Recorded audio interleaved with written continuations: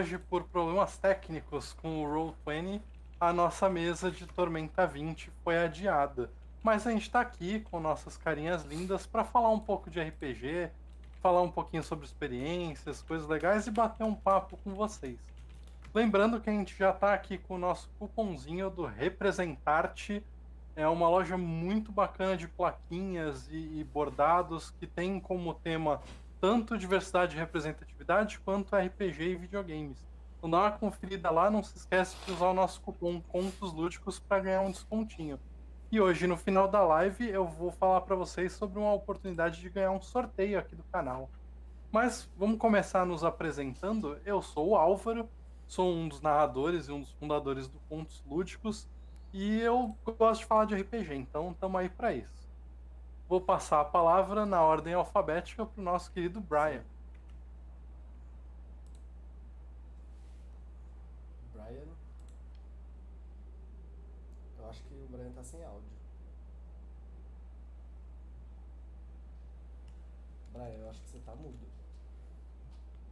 Brian, Agora? está... Estão me ouvindo agora? agora, Agora sim. agora Opa, sim. agora sim. Você tá Seja ótimo. bem-vindo. Problemas técnicos, problemas técnicos. Bom, meu nome é Brian, eu sou na nossa campanha de Tormenta aqui o Solandi Junor. Sim. Muito bom. E, cara, eu jogo RPG já tem aí uns 14 anos, desde a 3.0. E tamo aí, cara, eu gosto muito de falar sobre RPG. E vamos enriquecer um pouquinho mais aqui nosso conhecimento hoje. Bom, olá, eu sou o Vini, eu sou membro do Contos Lúdicos. Eu tô aí desde o começo do projeto com o pessoal. Eu sou narrador também, jogo nas lives, tanto aqui na mesa do CL quanto na Dungeon Masterclass, recomendo muito o canal da Twitch. E sou o mestre de Tormenta 20, a Libertação de Valkyria, e nos problemas técnicos que tiveram em relação a plataformas e jogadores que não tiveram compromissos da vida adulta. Então resolvemos fazer essa live especial. É isso aí. Bom, gostaria de começar então puxando uma questão. Essa questão rolou no Twitter na semana, durante a semana. Eu não faço ideia do porquê, porque a resposta é muito óbvia, mas aparentemente tem uma galera questionando o pessoal que está fazendo atividades com RPG e dizendo que o ponto alto do RPG foram os anos 90 e que até hoje eles não tem um momento melhor. Basicamente, assim, para quem consome RPG, a gente sabe que isso é pura nostalgia e um pouco de falta de sentido.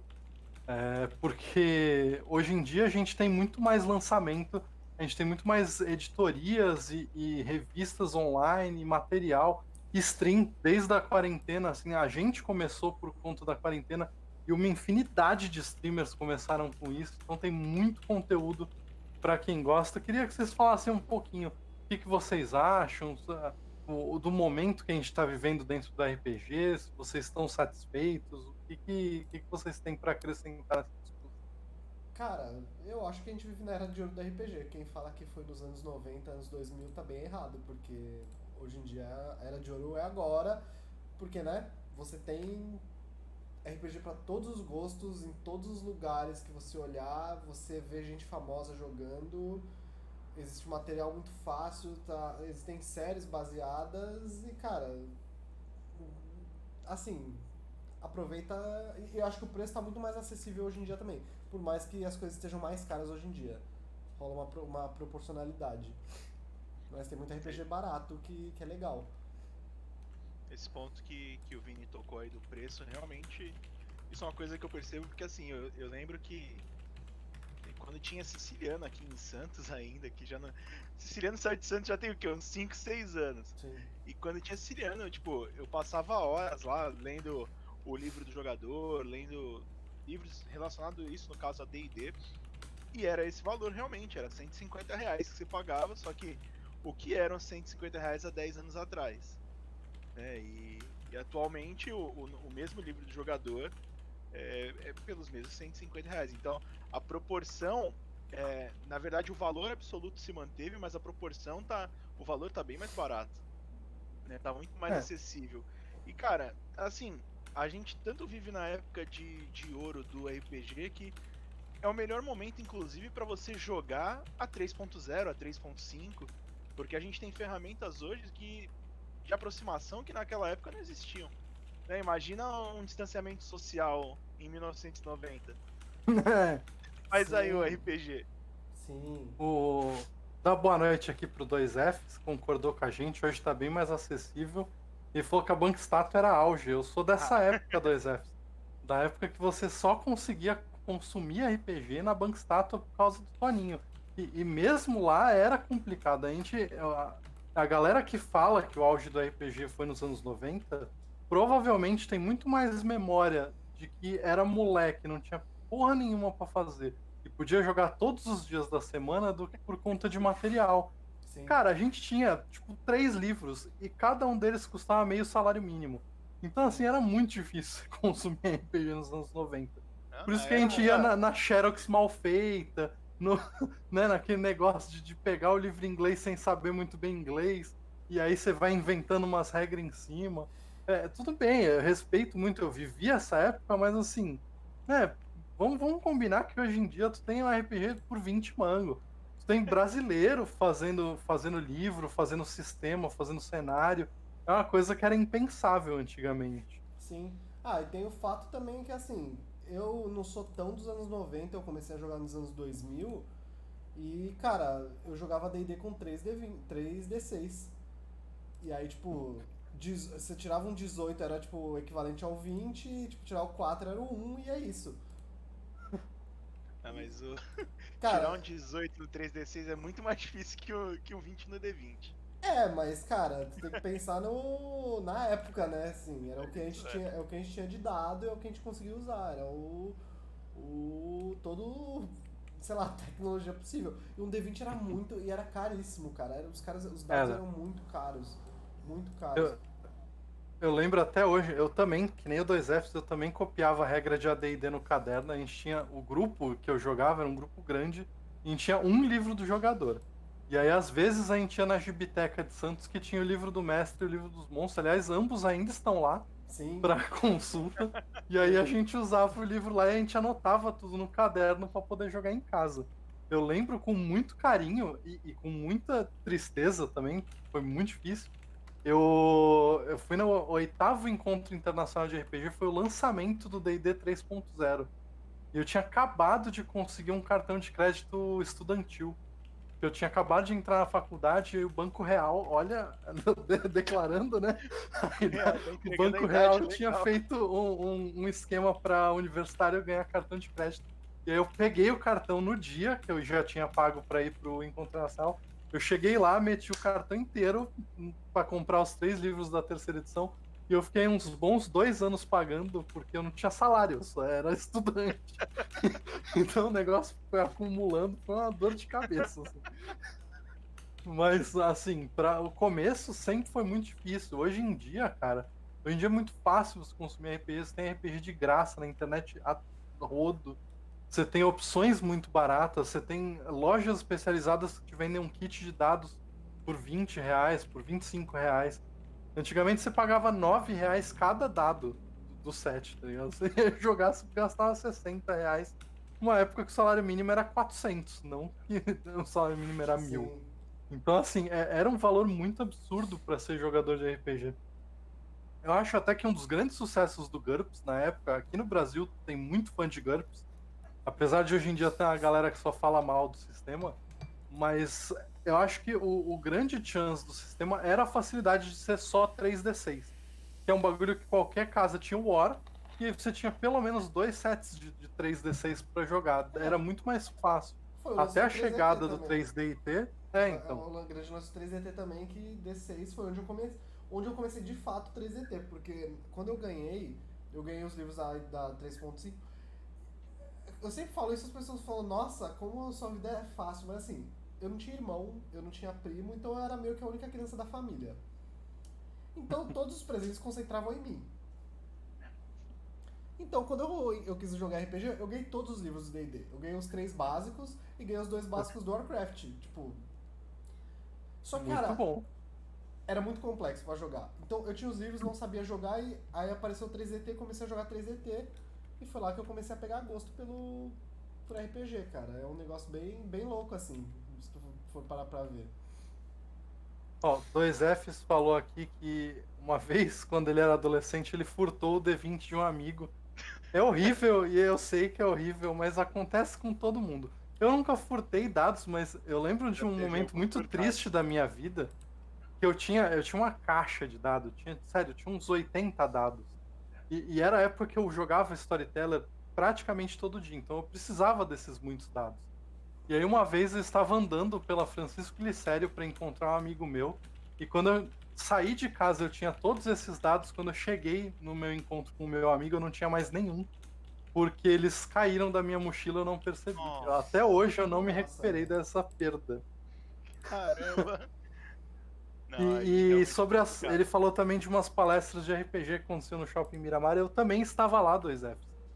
Inclusive, dois dos palestrantes que eu me recordo agora são grandes amigos, que é o Emílio, que dá aula de roteiro na Gibiteca atualmente, jogou várias mesas com a gente, vai jogar o nosso live de vampiro a acontecer quando a pandemia acabar, e o outro é o Bar, que também está fazendo várias atividades com a gente. Eles fizeram, acho que durante o mês de férias, não sei se vocês dois pegaram, mas foi um mês, tinha várias palestras, era tipo uma loja vazia do Miramar, eles colocaram umas cadeiras assim, e aí o pessoal fazia umas palestras sobre o que era, dicas para jogadores, para narradores.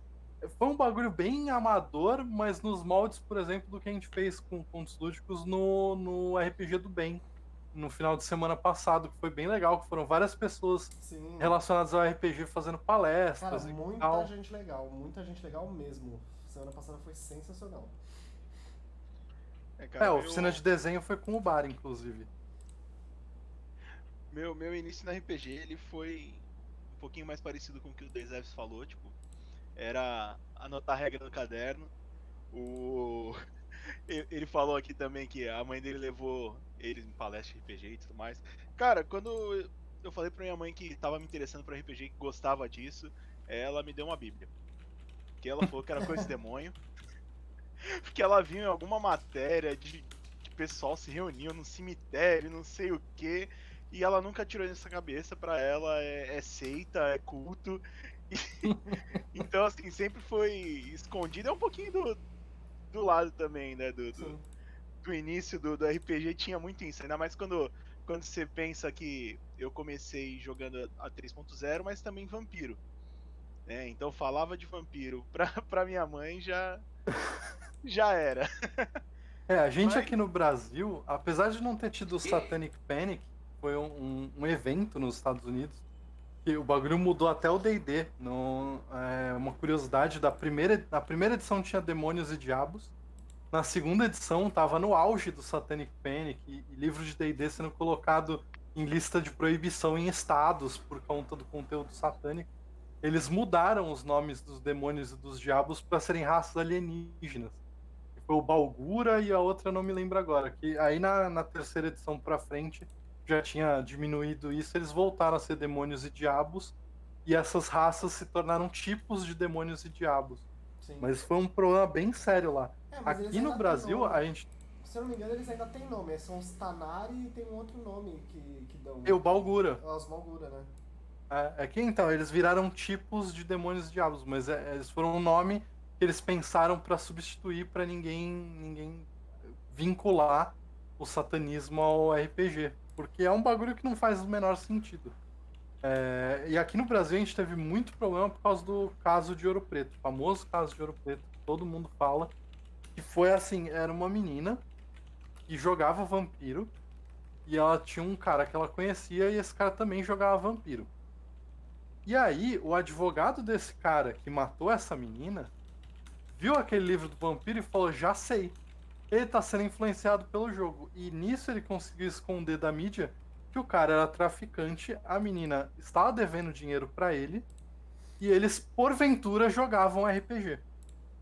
E aí, disso fez-se todo um caso, e aí famílias inteiras fizeram a galera queimar livro, Eu não queria parar ver de disso. jogar, brigar, esse tipo tipo de coisa. Realmente. Isso é bem errado, mas eu não queria rir disso, mas assim, é bem inesperado um traficante que joga vampiro, né? Você não entra no estereótipo da pessoa. Mas, Então, esse caso, inclusive, gerou essa lei que o 2S falou. Essa lei ainda existe, tá? Ela não vigora, mas ela existe, ela está escrita no Espírito Santo. Livros de RPG são proibidos de serem vendidos. cara, É, sensacional. a lei caiu por conta da Constituição e uma série de outras coisas, mas a lei ainda está lá. Então, ela, apesar de não ser válida, ela existe como uma mácula na história do RPG no Brasil, de que existe um estado que de fato proibiu o RPG legalmente falando. Os meus pais nunca se incomodaram. A minha mãe, ela sempre fez um esforço à parte para entender o que eu fazia, tanto com relação a Magic quanto com relação a RPG. Então ela sempre me acompanhou, ela assistia. Ela não entendia muito bem a mecânica da coisa, mas ela via que era só uma molecadinha se divertindo, dando risada e rolando dadinho. Então nesse ponto eu também fui bem privilegiado. Mas eu conheço gente que sofreu bastante com isso, gente que perdeu coleção de livro por causa disso, gente que teve que se desfazer de material que até hoje você não encontra mais, esse tipo de coisa. Eu nunca tive esse problema em casa também, não. Até porque meu pai me deu. Em casa eu nunca fui a pessoa que tive obrigação a seguir uma religião, apesar de ser família católica, nunca ligaram. E eles me deram droga desde cedo, né? Me deram D&D, me deram Magic, então desde cedo drogas foram presentes na minha vida. Você já tava no mundo das drogas Cara, pesadas. eu tava no mundo Você das entrou no drogas Magic. pesadas. É uma boa estratégia para os pais. Você não quer que seu filho se vicie em drogas? Dê Magic para ele, porque ele não vai ter dinheiro para comprar drogas. Porque todo o dinheiro Dinheiro vai dele vai embora. pro Magic. Ah, cara, mas Magic é muito legal. É, Magic é muito Blood legal. Tier é uma lei que rolou no Espírito Santo que ela proibia a venda e a veiculação de livros de RPG e material de RPG. Ela surgiu na época. E também proíbe jogar em público RPG. Ela surgiu na época do assassinato da menina que tentaram relacionar com o Vampiro à Máscara. E aí, apesar de ter sido provado que o vínculo com o RPG foi só uma estratégia da defesa para tirar o crime de fato, essa lei ela nunca caiu no Espírito Santo. Então, ela não tem força de ação, porque ela fica abaixo da Constituição, e a Constituição ela permite uma série de direitos que você tem, entre elas o direito de diversão e algumas outras coisas que o RPG se enquadra nisso, mas a lei está lá, ela ainda existe. Então, eu vou até dar uma procurada aqui para ver se eu acho o número da lei para falar para vocês. Cara, beleza. A gente tá falando de RPG e tal. Eu acho que a maior parte da galera que é meio old school, joga D&D, esses dias, como hoje foi tipo um papos lúdicos meio aleatório, só na conversa, eu tava conversando com o Álvaro sobre isso, 2Fs, eu não sei quem você é pessoalmente, você deve ser de Santos, porque você citou Miramar, mas a gente tava conversando sobre, cara, D&D, magia e itens mágicos. É um ponto que eu queria chegar numa conversa com jogadores de D&D.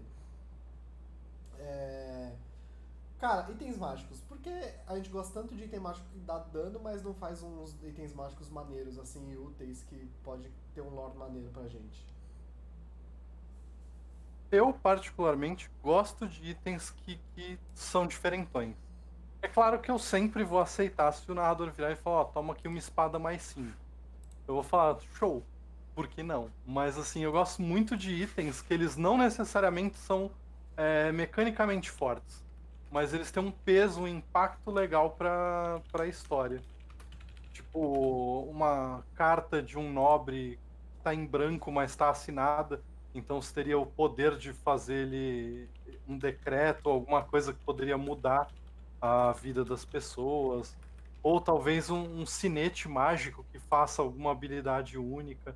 Eu acho isso muito mais legal do que simplesmente uma espada mágica, um martelo mágico, uma armadura mágica, esse tipo de coisa.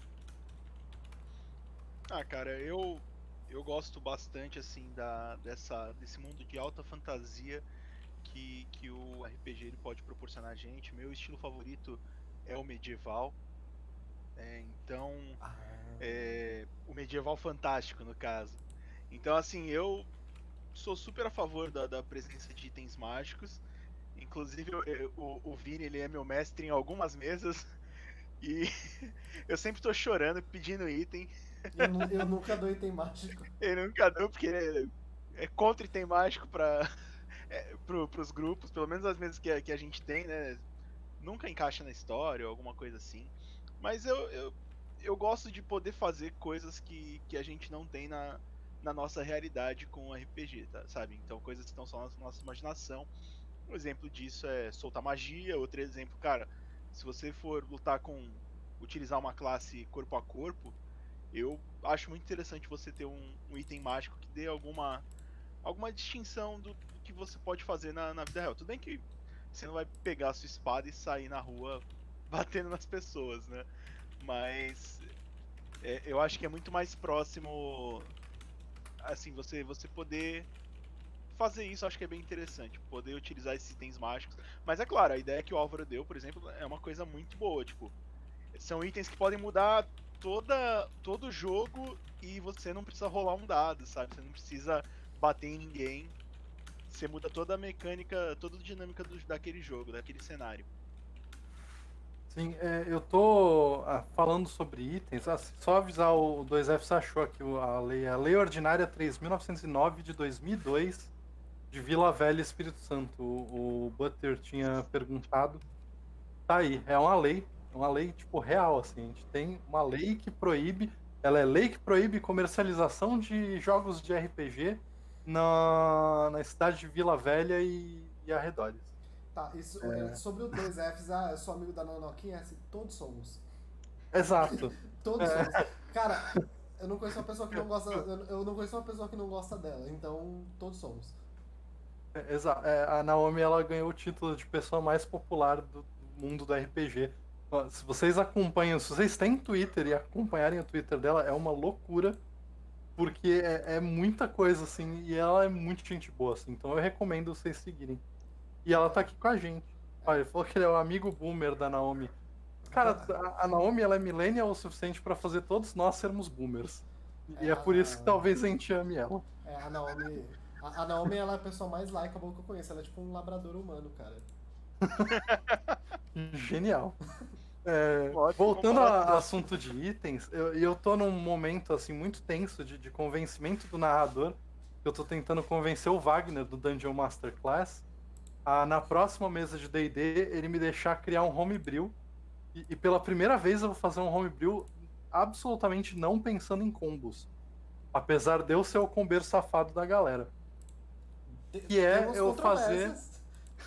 Temos controvérsias, porque assim, né? Eu também sou um combeiro, é que nunca me deu uma oportunidade. Eu desisti do combo, mas eu gosto do combo. Então, eu vou fazer um bardo e eu vou criar a subclasse vendedor do catálogo de Aurora. Pra quem é tipo, muito velho, saiu na segunda edição do D&D um livro chamado Catálogo de Aurora para todo o Reino, para Forgotten Realms. E basicamente é tipo um Shoptime medieval. Você tem tipo, pessoas que andam com o catálogo é um livrinho, e aí eles encontram aventureiros no meio do nada, e aí eles começam a vender itens que vão de itens comuns a comidas exóticas, a produtos bizarros, tipo pasta mágica de limpeza bucal com aroma glacial de Icewind Dale, assim, e esse tipo de coisa. E aí a ideia do vendedor é você tá sempre com o livro, existem algumas mecânicas para você parar um combate. Por exemplo, se a criatura tiver inteligência suficiente para compreender uma linguagem, você pode parar ela e oferecer um produto, e aí talvez ela pare o combate, compre o produto e vá embora feliz. E aí você eliminou o NPC sem precisar matar. Então você basicamente vira o Ciro Bottini de Forgotten Realms. Assim. Eu acho isso maravilhoso. Nossa, cara. Cara, que É coisa uma... sensacional. tem muitos Sensacional. usos essa. Então a próxima mesa dele provavelmente vai ter um vendedor aí do catálogo Aurora. Eu acho muito legal o lance de classes diferentes. É que eu ainda acho que vale experimentar coisas, sabe? Eu ainda tô querendo uma... sei lá, fugir do estereótipo de D&D, que o que a gente tá jogando com o Wagner que é a Dragons of Ice Peak alguma coisa, eu nunca lembro o nome dessa Ice campanha. Fire Peak. Ice Spire Peak. Ela é bem É o legal kit essencial. e é exatamente o que eu acho legal, é tipo, nós somos heróis salvando um negócio pequenininho assim e show. Eu acho Faz que a falta. eles tiveram um carinho maior com o Essentials Kit do que eles tiveram com o Starter Set. Apesar de eu gostar muito da mina perdida de Phandelver, eu acho que essa aventura do Dragon of Ice Spire Peak, ela puxa muito mais pro que a galera que é mais velha e joga D&D começou a jogar, tá ligado? Ela é uma aventura muito padrãozinho pra você aprender o que é, como funciona o D&D. Que é aquele lance de você todo dia ter uma missãozinha, você vai, você enfrenta um monstrinho, você volta, você upou de nível, e aí você vai indo até o momento que você enfrenta um dragão. É tipo, não dá pra ficar mais básico D&D do que você fazer um monte de missãozinha, enfrentar um dragão e isso ser o ponto alto da sua carreira. E na real é o que a maioria dos aventureiros vive, não é todo mundo que vai e enfrenta um Strade, enfrenta um Acererac, isso é tipo uma galera muito única, assim. Então eu acho muito legal. A gente tá jogando terça-feira de 15 em 15 dias 2F, tá bem legal. Cara, ela é uma aventura muito gostosinha de jogar, ela é muito divertida. A gente tá com uns personagens legais também. A gente tá passando assim algumas dificuldades, mas nada que um combinho ou outro não ajude. A gente tem que começar a normalizar o combo, Sim. cara. Tá em live. Ah, sim, e tá em live sim. Tem a live dessa mesa. Você vai adorar porque tem uns personagens marcantes. E lá no nosso canal do YouTube tem todas as edições, tirando o que aconteceu nessa terça, que vai upar agora nesse final de semana. E então, combinho tem que ter, né? Pô, assim, eu já acho que o combo tem que existir. Preconceito muito grande com o combo, né, cara? Então, o combo ele tem que existir porque assim, você é o protagonista da história, você é o herói. Então, se você quiser ser o cara fodão, você tem que saber o que você tá fazendo. Não acho necessário, até existem jogos que não precisam, mas assim, eu não acho ruim. Eu acho que um jogador com beira ele tem grandes chances de fazer algumas coisas. Eu sinto muito isso nas mesas que eu jogo com o Wagner, porque tem jogadores a menos. O D&D ele foi feito, diferente de outros RPGs que tem muito mais liberdade, o D&D ele meio que foi feito para ser jogado com 5 jogadores na mesa. Se você tira um jogador, você já sente um peso maior quase imediato, assim, se você vai fazer uma aventura pronta. Como é o caso da Spire Peak, a Descending to Avernus, que eu jogo também. Você jogar com uma pessoa a menos, você claramente sente a dificuldade. Então, assim, às vezes você combar vai te permitir continuar agindo como se você estivesse num grupo com 5 pessoas.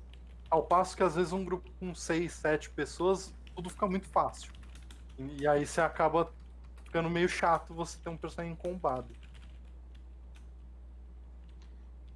Cara, tem uma coisa assim que o Vini ele sempre fala pra gente, né, na mesa, que eu acho que eu tomo isso. Agora que eu tô começando a narrar também, eu inclusive tô narrando a Mina Perdida de Phandelver e tô gostando bastante, acho que ela é aquela aventura clássica, como o Álvaro falou mesmo, tipo, você chega na É cidade, muito aí legal.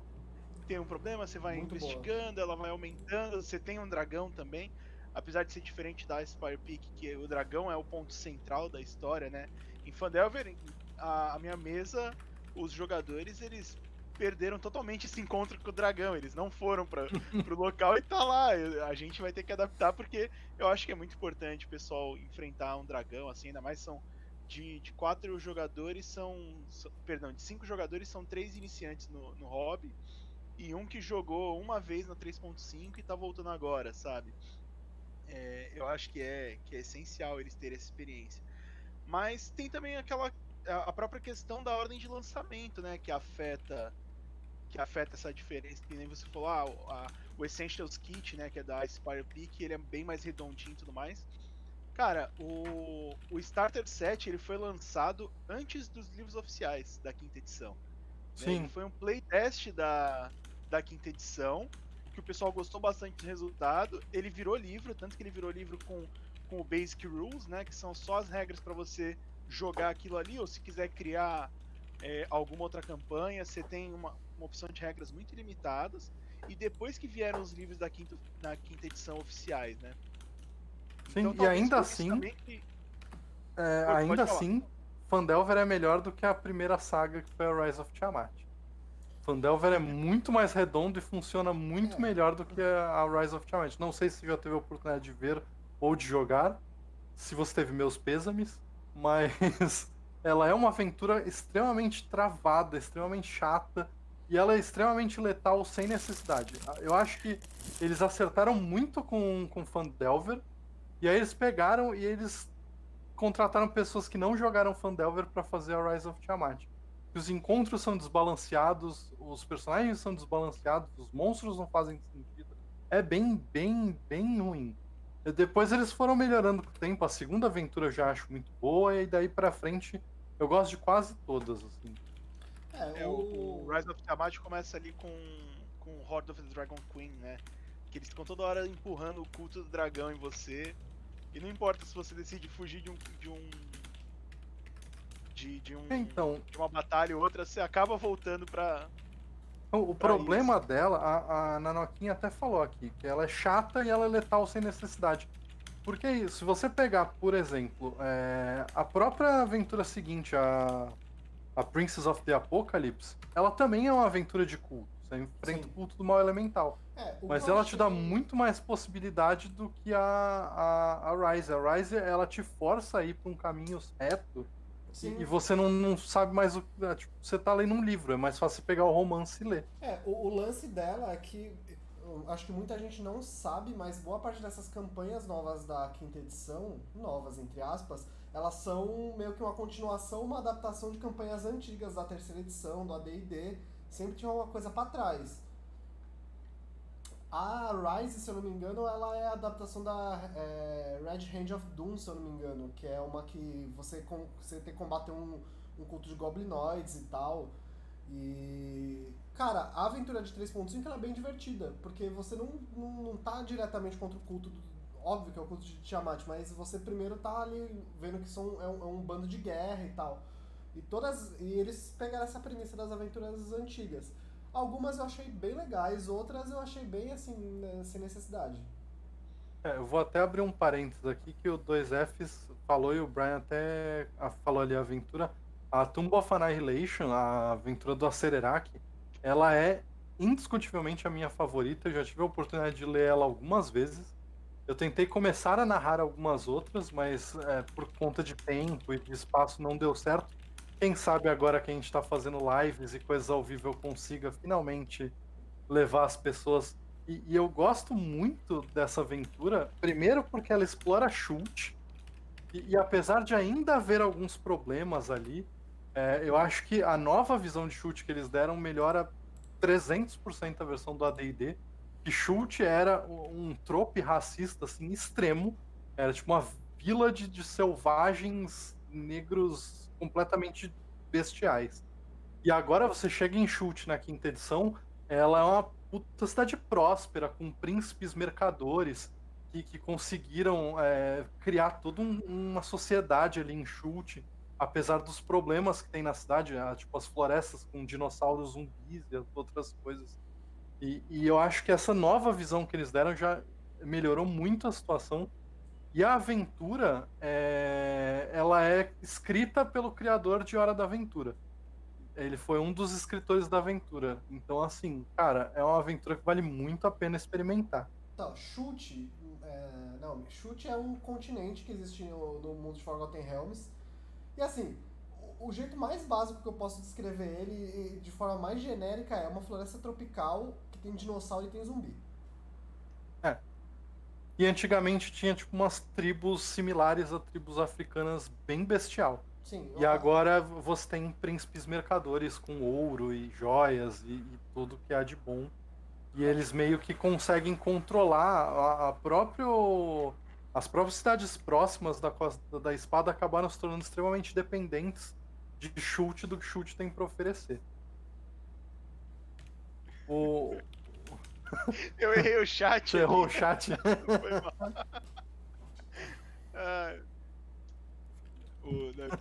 É bem Resident Crisis, bem Dino Evil. Quando você encontra pela primeira vez um T-Rex zumbi, tipo, mastigando alguma criatura e a partes da criatura saindo pra fora da carcaça meio aberta deles, é uma cena muito aterradora. E dá pra. E Mas dá pra montar. E dá pra montar. E a galera monta dinossauro, que é a melhor coisa do universo. sim, É a melhor coisa do a universo. primeira. A primeira aventura que a gente narrou como Contos Lúdicos foi num evento aqui em Santos em 2018. Foi uma aventura em chute que tinha uma corrida de dinossauros.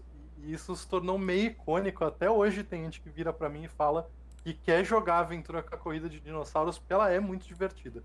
E quem não quer correr com dinossauros, né? A Sim. real é que é tipo muito legal mesmo. Cara, quem não assistiu Dinotopia e falou, meu Deus, eu quero isso pra minha vida? O, Exato. E quem não conhece Dinotopia, faça o favor de conhecer, porque isso é maravilhoso, velho. É tipo, eu me revolto de uma pessoa não conhecer. A Naomi nem tinha nascido ainda nessa época, é real. A Naomi ela chegou para conhecer o Contos Lúdicos já. A gente já estava mais ou menos começando a se estabilizar. Ainda pegou bem o comecinho do projeto, mas não pegou essa fase de só tinha aventura de chute.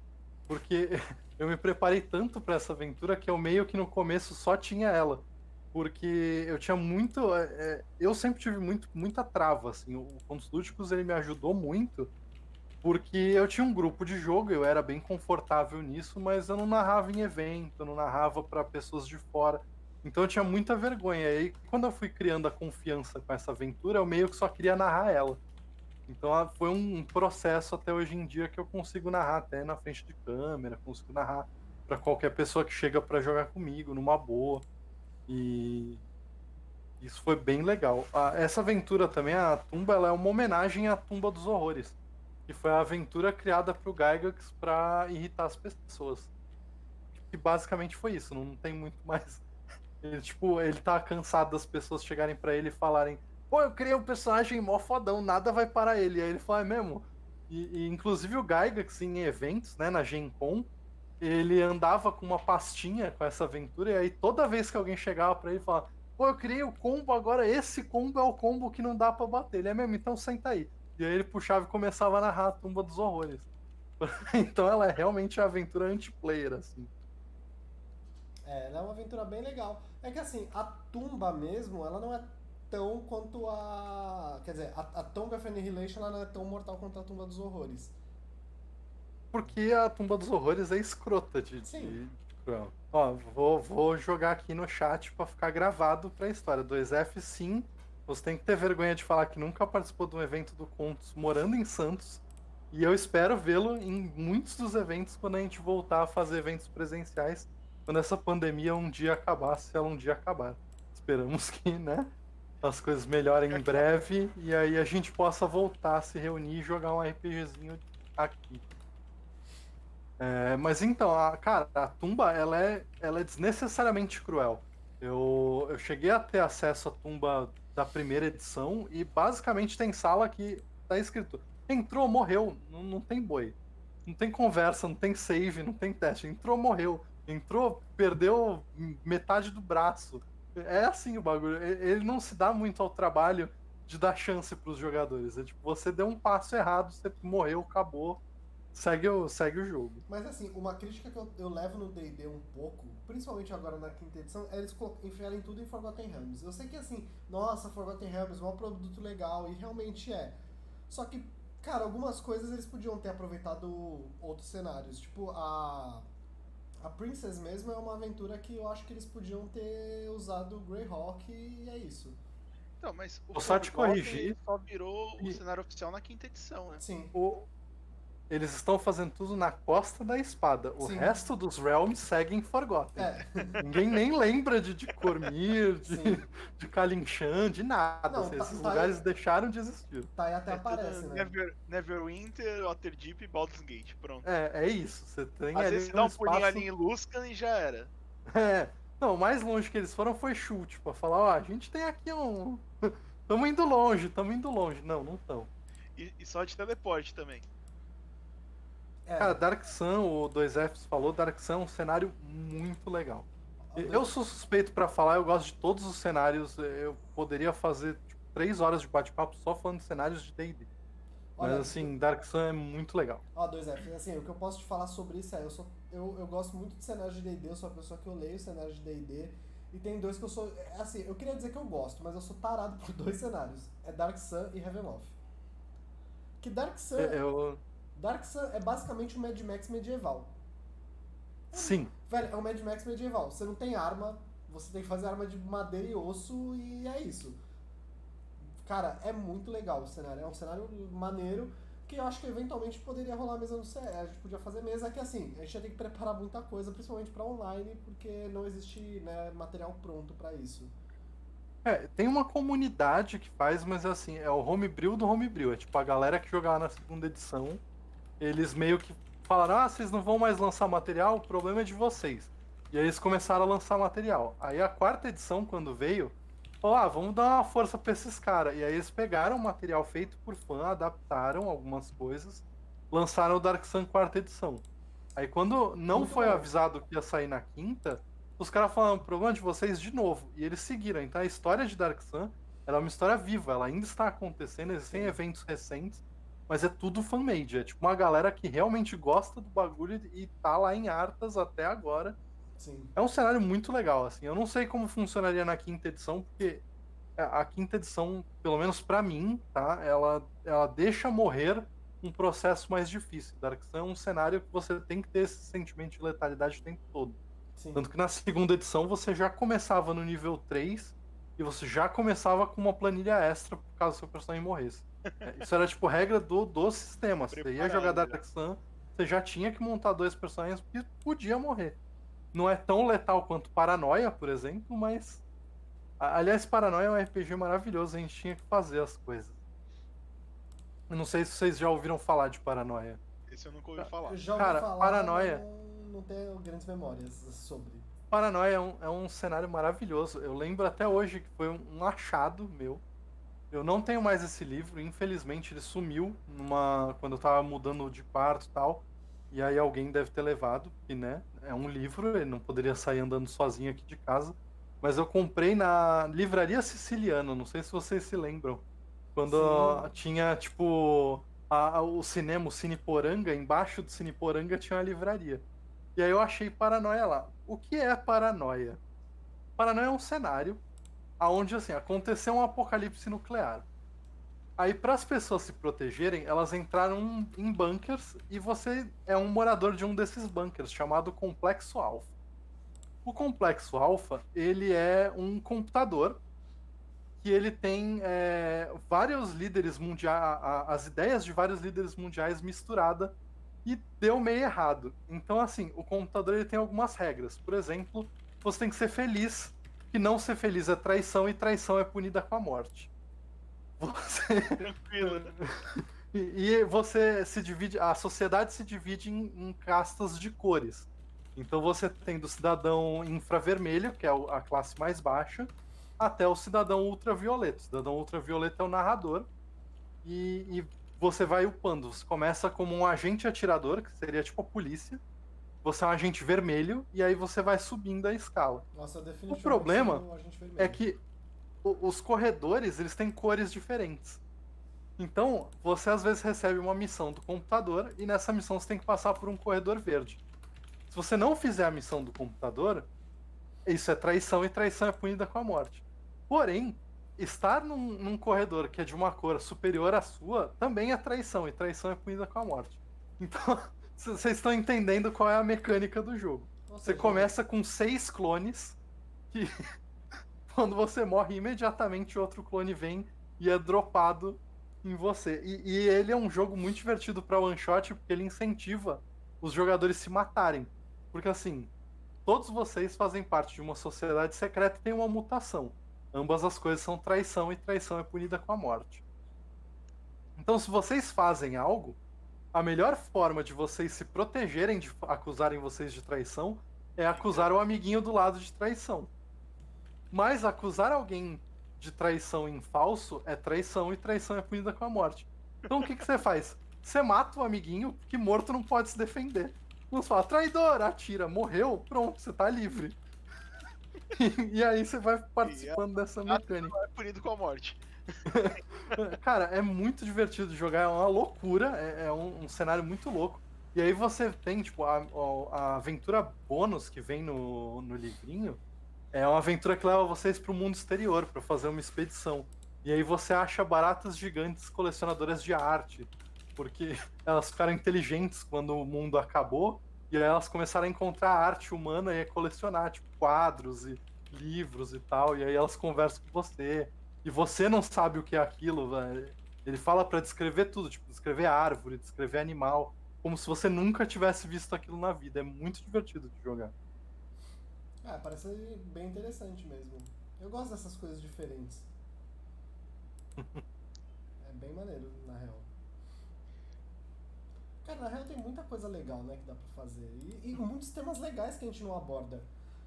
Eu tô batendo nessa tecla há muito tempo, até alguém topar, que é a nossa mesa de super-heróis que vai ter narrador rotativo. Eu acho essa ideia muito legal. Ela Cara, tem sim. alguns personagens que são sensacionais. Sim. A Naomi, Vou dar um destaque exato pra Naomi. A Naomi tem que jogar. Ela é obrigada a jogar essa mesa. Ela não tem a opção de não quero jogar. Ela, tipo, eu não quero. Não, o problema é seu, você tem que jogar. Você é a nossa Até líder. porque ela criou uma das personagens mais incríveis, que é a garota moça. É. Tem Sim. o poder de ser uma garota. E ela tem um Celta usado e ela tá na faculdade e faz estágio. E, cara, essa mesa vai ser sensacional. Porque todos os outros heróis que são mais malucos, nenhum deles tem um veículo. Então a garota moça, ela é crucial pra equipe. Senão eles nem conseguem chegar nos locais pra defender o crime. É maravilhoso. Ai. Nossa, essa mesa a gente tem que fazer isso. Cara, o bom de fazer essa mesa é que dá pra colocar convidados pra jogar ela. Se tu parar pra pensar. Sim. Cara, existem alguns sistemas que priorizam assim mesas divertidas. Que eu acho que esse tipo de jogo funcionaria muito bem. Tem um jogo antigo também. Eu sou suspeito pra falar, apesar de eu consumir muita coisa, a minha memória afetiva fala mais alto quando eu tô aqui num chat sem conseguir pesquisar e falar. Então eu vou falar de muita velharia. Tem um sistema chamado Toon, eu não sei se vocês conhecem também. Não. Ele é um sistema de RPG feito para você jogar Looney Tunes e esse tipo de coisa.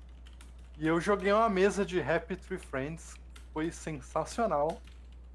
Porque você tem algumas mecânicas de jogo que elas são muito malucas. Tipo, a gente tá numa Olimpíada e eu tinha que atravessar um corredor extenso, assim, cheio de bagulhos. E aí, uma vez por sessão, qualquer jogador tem direito de fazer isso uma vez por sessão. Você estende o seu braço e um veículo aleatório aparece para você. Pode ser um táxi, pode ser outra coisa. No meu caso, na época, foi um transatlântico. É uma tabela aleatória que você rola, assim. Então, eu tava no meio de um campo e aí chega um transatlântico, assim, quebrando a terra. E aí tem legais, tipo, eu tinha um item que era uma bolsa que eu puxava coisas. E aí as coisas é sempre aleatória. Aí teve uma hora que eu me puxei assim e me devolvi. Nossa, é tão É Inception. tipo um bagulho bem desenho mesmo. Inception. Eles só recomendam, assim, não deixar para os jogadores, mas mostrar a existência, que é um item muito raro, que é a tinta mágica, que é a que você pode pintar buracos e entrar e depois ele vira parede, tipo Papaléguas.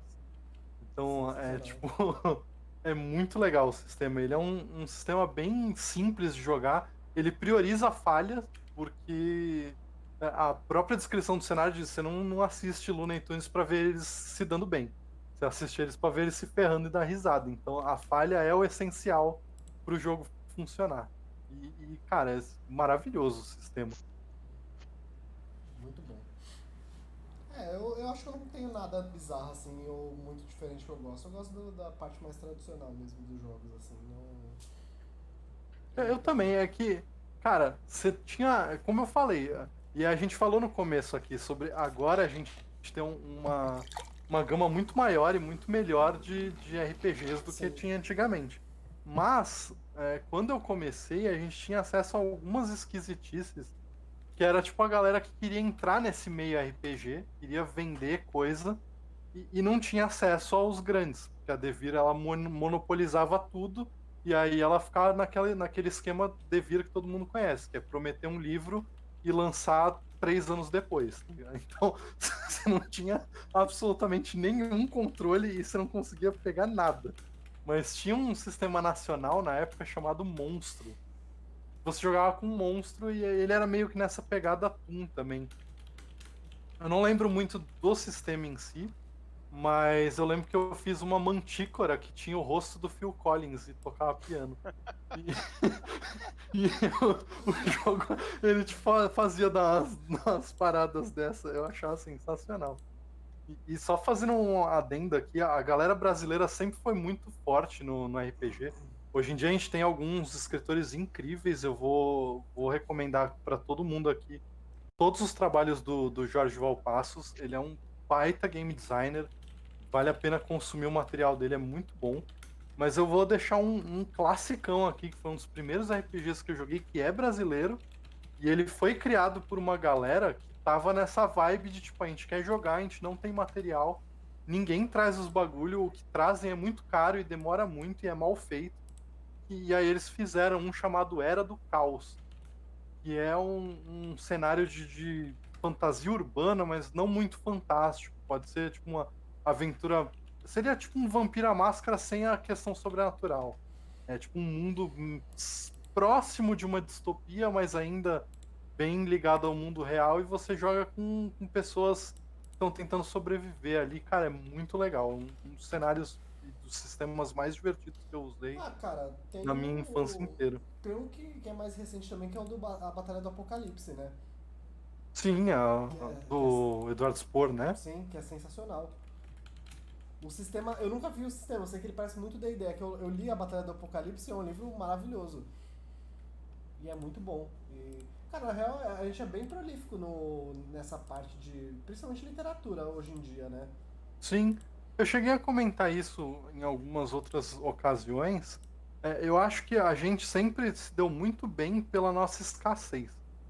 Apesar de eu continuo reafirmando que hoje, para mim, a gente está no ápice da era de ouro do RPG, mas como a gente teve que se virar muito no começo, a gente criou essa ideia de ser muito criativo. Eu vejo na gringa, tem gente que não sabe criar história para RPG. Cara, ele é o jogador de D&D, ele compra hardcover, ele narra hardcover, acabou, ele guarda os livros, guarda os dados e espera a próxima sair para jogar. E aí ele vai Sim. jogar outros bagulho enquanto isso.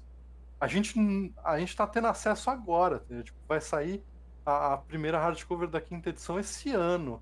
A quarta edição teve, tipo, 2, 3 aventuras. Sim. A terceira, acho que eles nem chegaram a terminar aquele Não. arco da Cidadela Sem Sol. Não foi. Você tinha que comprar livro na gringa para poder continuar a jogar. Então, assim, a gente nunca teve esse conceito de aventura pronta. A gente sempre foi forçado a criar, imaginar, modificar, e isso acabou gerando. Acho até que é isso que gera hoje em dia tanto produtor de conteúdo bom aqui no Brasil. Que é a galera que foi pegando e foi adaptando, foi modificando porque eles precisavam fazer. Cara, é bem legal.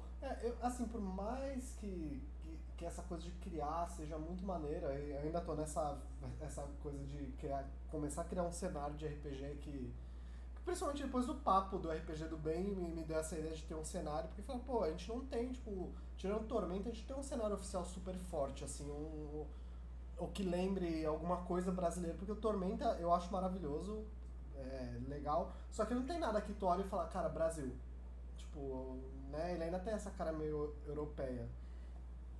E aí eu tava Sim. nessa de, cara, tentar criar algo. Não, na real tem é o Caminho dos Bandeirantes, ou era alguma coisa assim? Alguma coisa dos Tinha, Bandeirantes. tinha Desafio dos Bandeirantes, Desafio dos da Bandeirantes. antiga. Hoje em dia você tem alguns RPGs que são bem legais. Que fogem da fantasia medieval, tá? Tem o Aureus RPG, que é um RPG baseado em esquema de capoeira e tal, que se passa em Brasil Colônia. Tem a Bandeira do Elefante da Arara, 2Fs lembrou aqui, que Sim. esse é focado em cenário folclore brasileiro e nesse tipo de cenário. Você tem eu não vou lembrar o nome agora, eu peço desculpa para vocês, mas existe um jogo que você não rola dados, você joga búzios no lugar. que também tem essa pegada de Brasil colônia, você joga com um escravo tentando se libertar. E aí você joga búzios ao invés de jogar dados. Então, assim, tem uma galera que trabalha a brasilidade no RPG, mas infelizmente eles acabam sendo soterrados pelo RPG mainstream que a gente tem aqui, que é totalmente eurocentrado, tá ligado? Você não tem nada de muito diferente. Quando tem um negócio extremamente estereotipado, extremamente trope, assim, que é o que eu falei de chute antigamente. O Forgotten em si, ele é cheio de estereótipos, que me deixa triste ver que eles ainda só trabalharam chute e dane-se. Você tem Karatur, que era extremamente estereotipado para a cultura oriental. Sim. Inclusive o Oriental Adventures já deu vários problemas para a linha D&D. E eu acho que eles podiam fazer um trabalho de reconectar e tentar transformar o negócio em algo mais sério. Você tem Mastica, que é a parte nativo Centro-América ali, o Azteca, Inca e tal. Que é bem legal. Você que é muito divertido e é muito foda. Cara, o Forgotten dava pra você trabalhar muito. Se os caras ficassem fora da Costa da Espada meia hora, os caras tinham material pra, tipo, não precisar sair de fato do Forgotten. Sim. O Forgotten tem muita coisa. Em grande parte porque o Ed Greenwood pegava o bagulho da galera? Sim. Cara, Eu não sei se vocês sabem, mas funcionava assim. O Ed Greenwood, ele era o cara que recebia as ideias na TSR. E aí, por exemplo, o Vini teve uma ideia de um RPG baseado no Brasil. Aí ele chegava pro Ed Greenwood e falava, pô, eu tive essa ideia. Aí o Ed Greenwood falava, pô, achei maneiro. Sabe o que seria legal? Se você colocasse ela no meu mundo pra gente fazer um mundo junto. E aí o Vini falava, pô, show. Aí ele comprava a ideia e assim Forgotten Realms surgiu. Ele é tipo um grande emaranhado de várias ideias de várias pessoas que formou um maior mundo de RPG até hoje, talvez. É bem. Oh. O Butter falou de Skyfall. Skyfall é muito legal, eu recomendo muito do Pedroca, que é um streamer. E, cara, o trabalho dele é sensacional. Mas eu ainda acho que nesse ponto ele tá mais puxado pro eurocentrismo do que pra cultura brasileira em si. Como é o caso do Bandeira do Elefante da Arara, Desafio dos Bandeirantes e esses outros. Mas é muito bom o Skyfall. Uma coisa que eu sinto falta até foi uma ideia que eu tive, por mais que, nossa, eu estou falando isso numa live e alguém pode achar legal e fazer antes que eu faça, mas whatever. Mas, por exemplo, a gente conseguir pegar essa cultura não só brasileira, mas sul-americana e até essa da América Central, que tem os aztecas, os incas, porque, cara, a cultura é muito extensa, velho. É muito extensa, assim. Só na nossa, nos nossos povos nativos já tem muita coisa. Aí tu vê, tipo, Inca, Azteca, Maia, cara, é tipo um universo tão gigante que eu acho que vale muito explorar, sabe? Tipo. Sim. E Cara, dar mas umas coisas divertidas. Isso não se limita só no RPG, né? A gente Sim. consome muito conteúdo de fora e às vezes tá perdendo coisas aqui muito boas que a gente tem aqui dentro, né? Até mesmo, assim, vamos falar de cultura, de filmes, de músicas. Tem filmes nossos que são reconhecidos fora e o pessoal aqui no Brasil, tipo, nunca... não liga. Não sabe, não viu, não tem interesse. A Naomi falou que o xodó brasileiro dela é o Karyu Densetsu. É um sistema feito pelo Thiago Rosa, se eu não me engano, não me corrija se eu estiver errado, mas que ele é um simulador de shoujo e de... ele é meio anime, meio combate, assim, ele é bem legal, cara, é um sistemas... E o Thiago Rosa, ele manja muito desse lance de misturar cultura oriental e tal, então ficou um sistema muito bem feito, muito bem produzido. Eu ia até falar, vocês estavam falando de... acho que o problema tá na cultura nossa de negar as coisas que são daqui. Independente de gostar ou não, assim, tem coisas que não dá pra pensar. Eu vi um post esses dias da Alessa, não sei se vocês conhecem, ela é a Community Manager da América Latina da White Wolf. E ela é uma jogadora die-hard, ela é super gente boa. E ela e o esposo montaram 2 personagens pra Lobisomem e o Apocalipse. E, cara, é uma ideia sensacional. Só que a galera entrou num hate foda, assim, só por causa do conceito dos personagens. Porque eles são 2 filhos de Gaia, ou seja, já são uma tribo que é mais que aceita mais coisas. Eles perderam o lobo durante um tempo e aí eles se tornaram cantores de reggaeton. E aí eles voltaram a ser garus. Eles têm fama por serem cantores, são cantores famosos, tal. E eles tentam lidar com essa dicotomia de ser um cantor famoso de um ritmo popular latino com ser um lobisomem e ter que defender Gaia e fazer as missões e tal. E a galera caiu matando única e exclusivamente porque ela escolheu o reggaeton. Se ela tivesse falado que eles eram uma banda de metal, ninguém ia falar um A. Ninguém ia falar. Falasse, ah não, porque eles são de uma banda de viking metal. Mas não, reggaeton não. E eu sinto a mesma coisa aqui. Eu penso, por exemplo, se você fizer um roedor de ossos, que é tipo um cara mais gueto, mais pá, e você fizer ele funkeiro e não metaleiro, a galera vai te ofender por você ter tido uma ideia de incluir a sua cultura, o seu meio, num personagem que é cabível. Cara, tá desculpa, ligado? e assim, desculpa, RPG.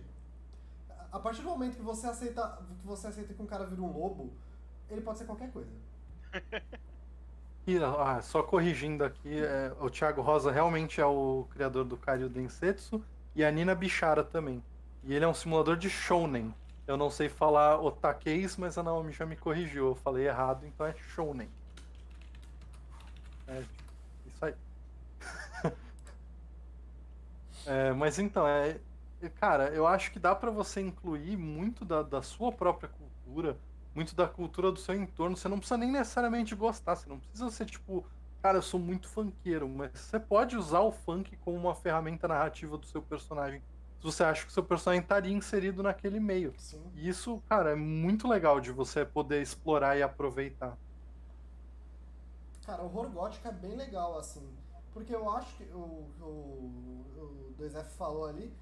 Cara, o horror gótico eu acho bem maneiro, porque eu acho que pra mim é o único que funciona com RPG. Pelo menos é a única coisa que eu tenho capacidade de fazer numa mesa de RPG, que é o gótico. E é legal porque ele é muito subjetivo, né? Tipo, porque as coisas não são bem o que elas parecem ser. Eu acho isso bem, bem maneiro. Essa ideia é bem legal mesmo, na real. Sim, aliás, eu acho que a questão da periferia hoje em dia ela é muito mais propícia para horror gótico, até para o sobrenatural padrão. Cara, um vampiro tá vivendo ali na periferia e tá aproveitando, usando lacaios e usando a própria influência dele dentro da comunidade para poder se esconder faz muito mais sentido do que o cara ser dono de uma cobertura no Leblon, tá ligado? Tipo, cara, qualquer pessoa que é muito rica e muito volumosa, ela chama atenção. Isso é o oposto do que um vampiro nos dias de hoje quer. Principalmente usando o V5 como comparativo, cara, no V5 você tem a humanidade atrás de você, porque eles descobriram que vampiro existe, e eles usam a tecnologia. Um celular que você tem pode ser o suficiente para sua morte final. Então, nesse aspecto, por exemplo, eu vejo muito mais um Ventro se inserindo numa comunidade periférica e aproveitando até a questão do crime na sociedade para usar um BBM, para usar formas alternativas de contato para poder se proteger ali no meio, do que um cara que vai ficar tipo fazendo negócios com a Apple e vai parecer o Steve Jobs, só que gótico, tá ligado? E tipo, cara, não.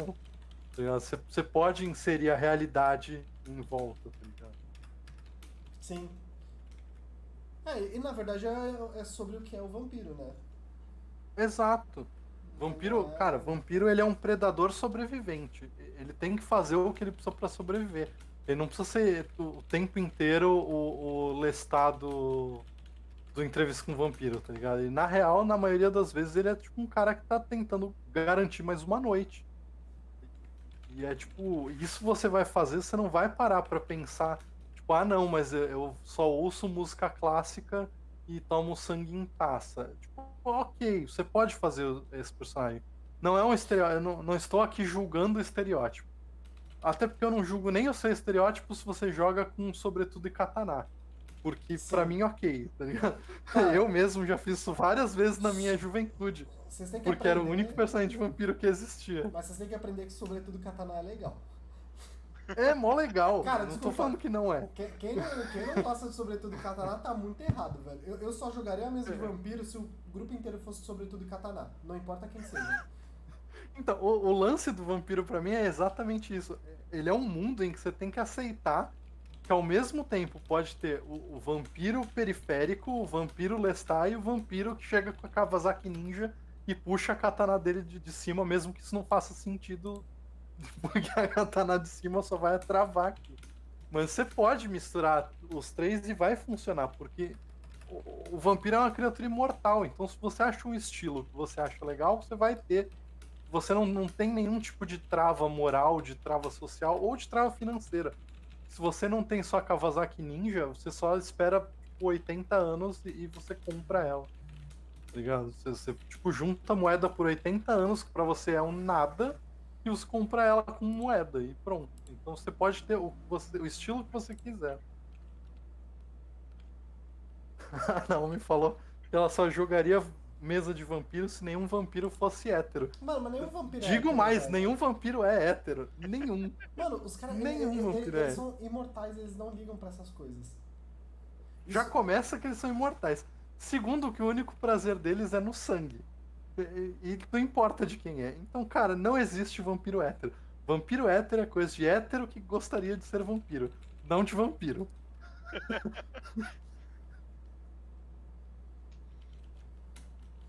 Cara, Ó, vampiro. Essa coisa da nome foi maravilhosa. Ela tirou minha concentração. sim. De fato, nenhum vampiro é hétero e vampiros podem ser gays. Mas, só corrigindo, em 2020, no Vampiro a Máscara, não especificamente na lenda vampírica, mas no Vampiro a Máscara, até o Lestat você pode ser em 2020. Se você for um vampiro da Camarilla, a Camarilla ela rejeita aparatos tecnológicos com medo da Segunda Inquisição. Então é bem mais provável que você ache nas cortes da Camarilla tipo um Lestat mesmo, com umas roupas mais bufantes, escondido no seu refúgio, mais afastado, e com lacaios que o servem e fazem as coisas dele, enquanto ele toma seu sangue no cálice esperando sua donzela chegar. Isso não é uma não realidade em 2020. É mais difícil de acontecer? É mais difícil de acontecer. É nada que não dê narrativamente pra fazer. Não. Só existe vampiro hétero como só existe vampiro viado. Olha as ilustrações do livro. Exato. O livro ele é um livro que ele te mas assim, a real é que pra mim o vampiro ele não ele tem qualquer sexualidade, ele tem todas as sexualidades. O grande chance é tão difícil você tirar da mente do hétero que o vampiro não é hétero, que você precisa dar na cara dele com imagens, com gráficos, com descrições, pra ele entender que não, ele não é um cara hétero, ele não vai ficar excitado com menininhas e sei lá, tá ligado? Tipo, cara, não, você é um vampiro, você é um predador. Já começa que o vampiro não é nem gente, o vampiro é um predador, ele é tipo um animal predatório. Ele se emociona com a presa, com a caçada, com o lance. Ele não vai se interessar porque a mina tem X ou Y de peito e bunda. Tá ligado? Mas assim, o Vampiro à Máscara ele passou muitos problemas com isso ao longo do tempo. Porque, como o Vampiro. Saiu um documentário em 2017, caso vocês tenham acesso.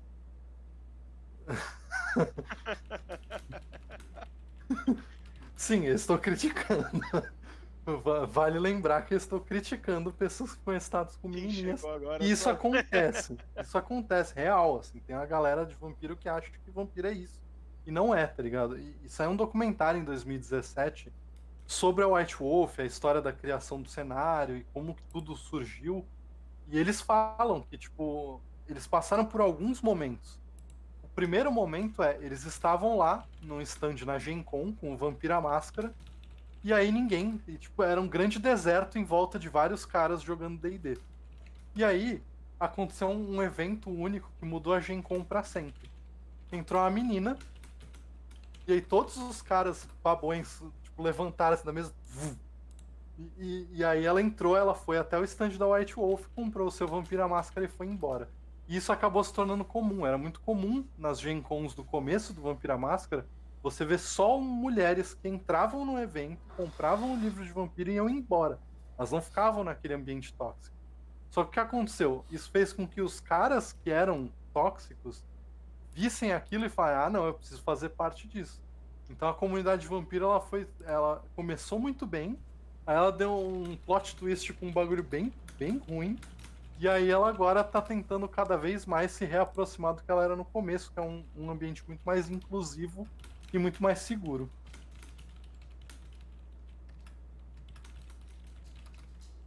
Eu nunca participei disso, eu nunca gostei de vampiro. Eu, pra ser sincero, nunca gostei de vampiro. Então.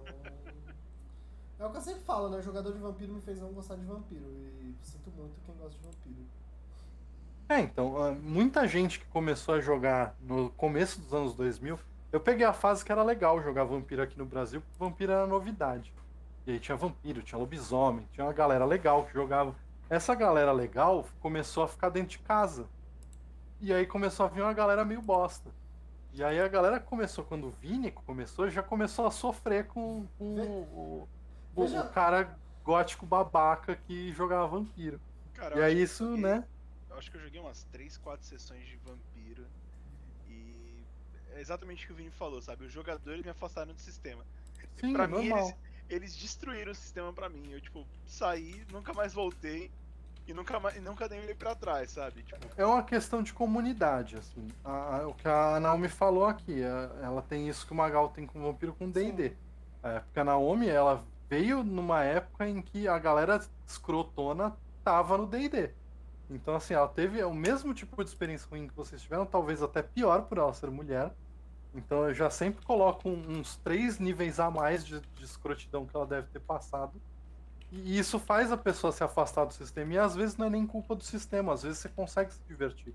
Talvez vocês dois se divirtam com uma mesa de vampiro com os jogadores e o narrador certo. Sim. Porque é um cenário realmente muito legal e muito, muito impressionante.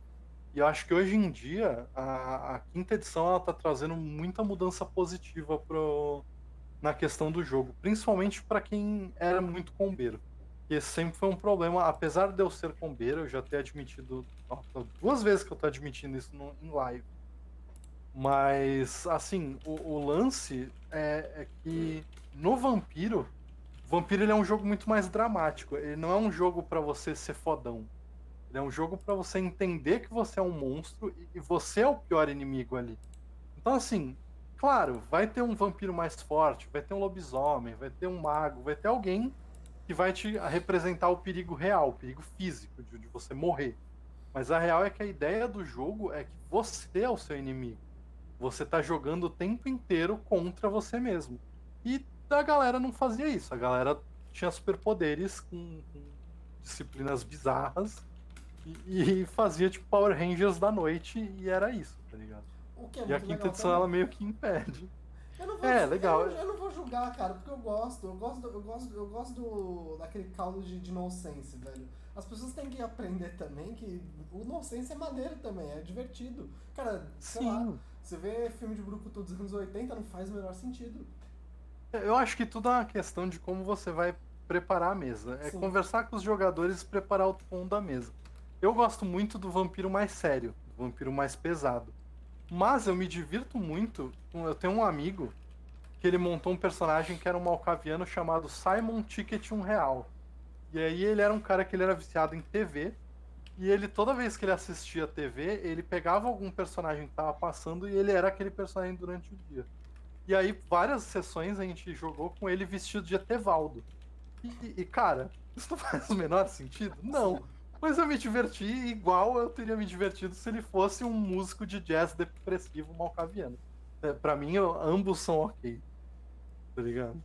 A Naomi lembrou de um personagem clássico Lord Raba. do João, o Lord Raba, que era um agricultor que plantava rabanetes e beterrabas.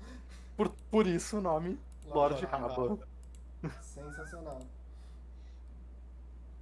Então, assim, eu acho que o esquema do vampiro e dos seus descendentes é que são jogos extremamente interpretativos. Para quem gosta de interpretar, é muito legal.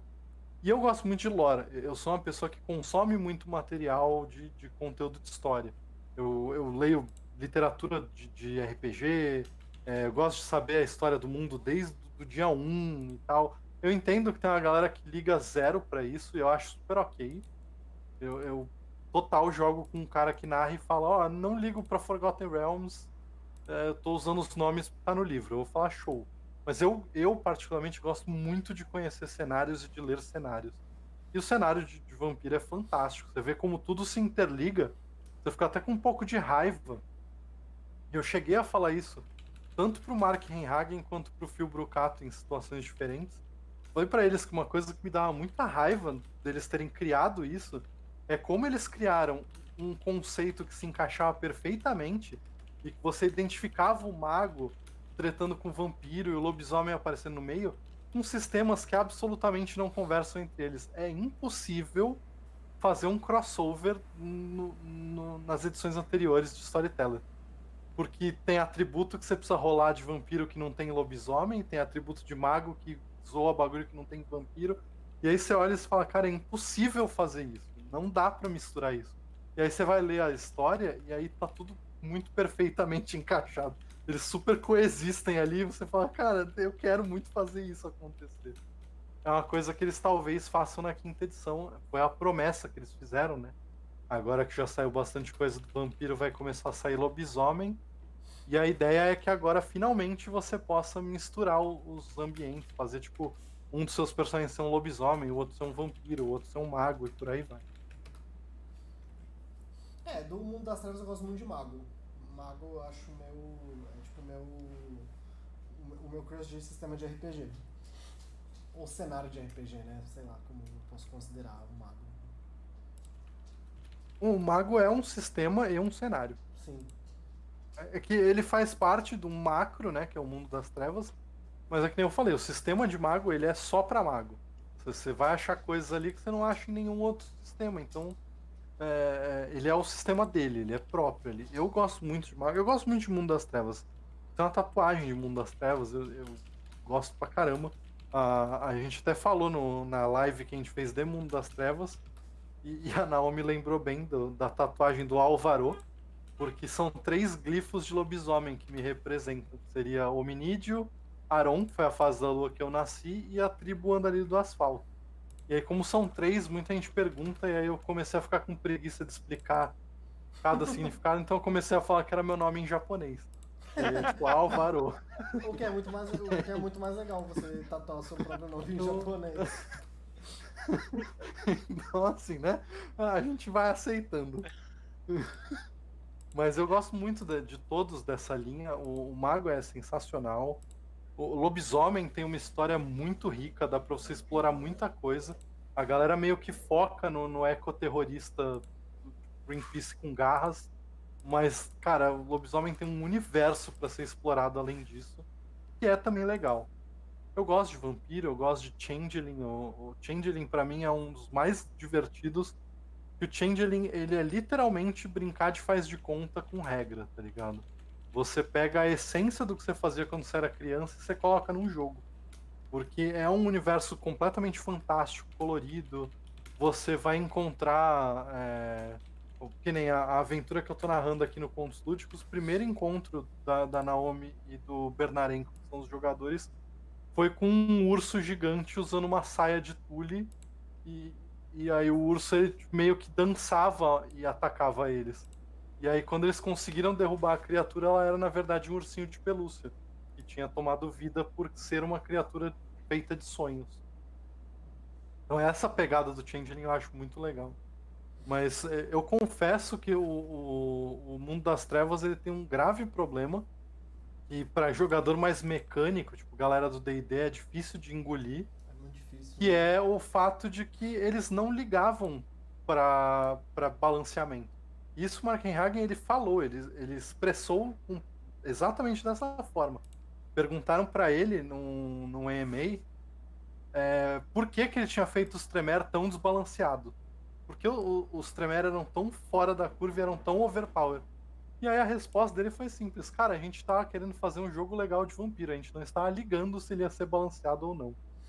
E assim, de fato, Assim, por mais que eu não considere Tremere clã, eu gosto de deixar sempre claro, Tremere não é clã, mas Tremere é muito chutado comparado aos outros, tá ligado? E meio que é legal pra caramba. Tu olha assim e fala, cara, eles são tipo magos vampiros, e eles têm todos uns lances e tal. Esse tipo de coisa é para quem curte mesmo a parte narrativa do jogo. Quem fica na parte game, na parte de estratégia e mexer bonequinho, essas coisas, já é muito difícil se acostumar com o World of Darkness. Mas é engraçado porque eu vejo muita gente falando, nossa, um dos meus grandes ranços de vampiro foi exatamente uma frase sobre um jogador que gostava de Tremere, foi, nossa, vocês morrem de medo do nosso clã e tal. Eu falei, tipo, cara, mas sei lá, né, tipo, é só um jogo. Ninguém tem medo de nada.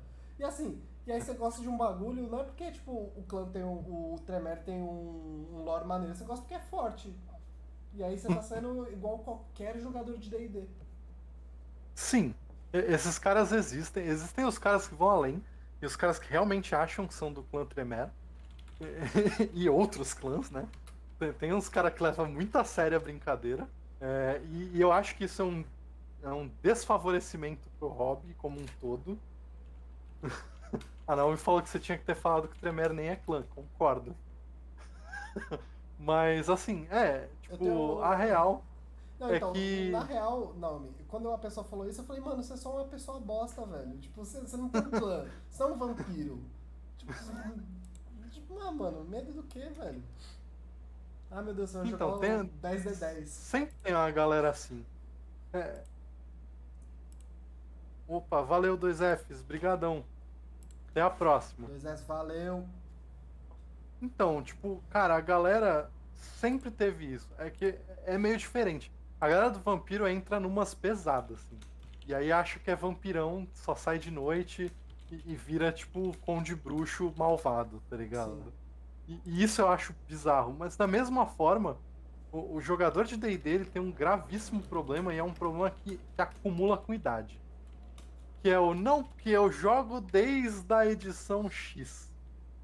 Cara, um dos bagulhos que me fez fugir. E olha que eu gosto muito de old school, eu gosto muito de sistemas OSR, salvo um ou outro que eu tenho problemas pessoais com ele. Mas pra mim o grande problema da comunidade OSR é a quantidade de velho chato que acha que só o jeito que ele jogava em 1975, um ano depois que o Gygax criou o bagulho, é o jeito certo e senão você tá jogando errado, tá ligado? Tipo, a galera, porque a quinta edição é horrorosa, porque ela não é uma old school. E aí eu olho e falo, brother, fica quietinho, joga teu jogo, tá ligado? Isso é uma coisa que dá bastante dor de cabeça. Cara, eu tenho uns amigos que, assim, até hoje eles só jogam a 3.5. 3.5 na veia, você vai falar de qualquer outro sistema, qualquer outra edição. É horrível. Então, o cara ele fica preso ali naquele mundo. E é ok você ter um sistema favorito, mas eu não sei. Eu tenho sérios problemas em não aceitar.